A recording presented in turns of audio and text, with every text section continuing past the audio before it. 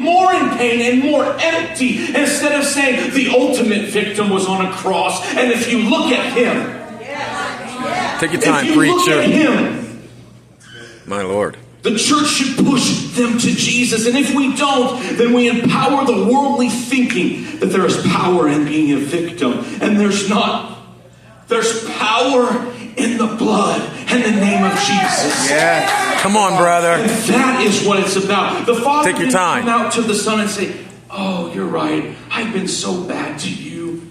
Here's a goat for you and your friends. He said, no, stop it, knucklehead. You're a son. All of this is yours.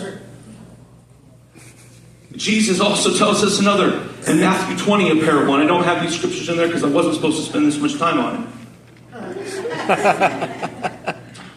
That's all right. Take your In time. Matthew 20 and verse 1, Jesus tells this parable of the laborers in the vineyard. And you may be familiar, so let me give you a summary. The owner of a land comes out in the morning, and he finds laborers, and he says, I'm going to pay you, and I'm just going to use now language, I'm going to pay you $200 today to go and work in my vineyard. And he's like, yes, that's a great deal. So this guy is working, and these people are working in the morning and through the day, and it's noontime. And the owner sees that he could use more laborers, and so he goes and he finds people that aren't doing anything and says, why are you not doing anything? Here, come and work in my vineyard. Here, $200.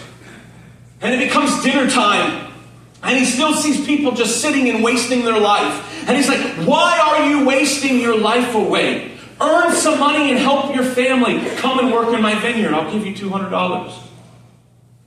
And even then, at the 11th hour, he goes out and still sees some that are still wasting their life away, not engaging in what they're supposed to do. And he says, come, work in my vineyard for this hour. And so what happens then is the end of the day comes, and the owner tells the overseer, says, go ahead and pay them their wages. And so the people who came at 11 came, and he gave them $200. And the people who came at 5, he gave them $200.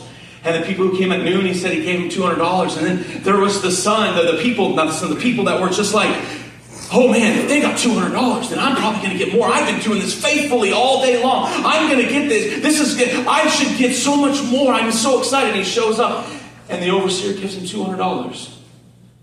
And this servant looks at the owner, and it's just like, how is this fair?